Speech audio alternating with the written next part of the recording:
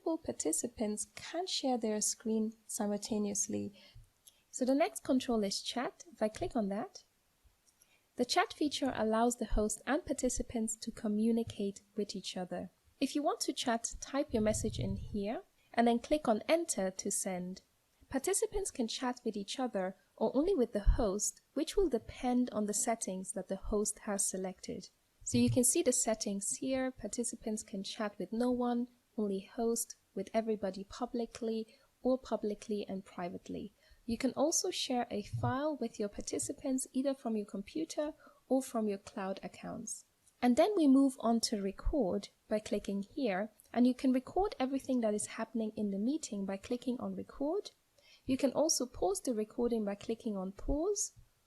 And when you want to stop the recording, you can click on stop or click on end meeting. And that will automatically save the recording as an MP4 file. And finally, you can make meetings more fun by using reactions, for example, a thumbs up. And then if I click on end meeting, I can end meeting for all. And the reason why I have this option is because I'm the host. So I can choose to end the meeting for everybody, or I can leave the meeting and have participants still talking between each other if I want to do that. And you can see that this is the MP4 file which has been generated after our meeting is finished.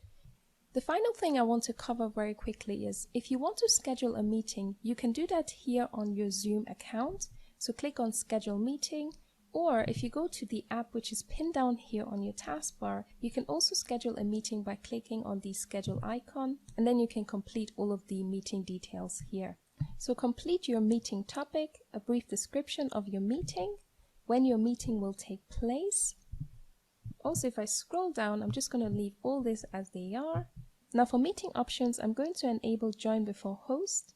A waiting room is just what it sounds like, so it's a virtual area that prevents people from joining the meeting until the host is ready.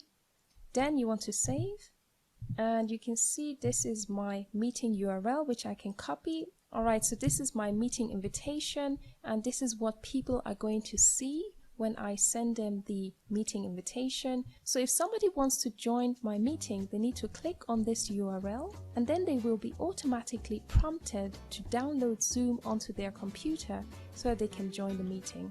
Alright everybody, thank you for watching. Don't forget to like the video if you found it helpful, and subscribe to this channel for more videos like this.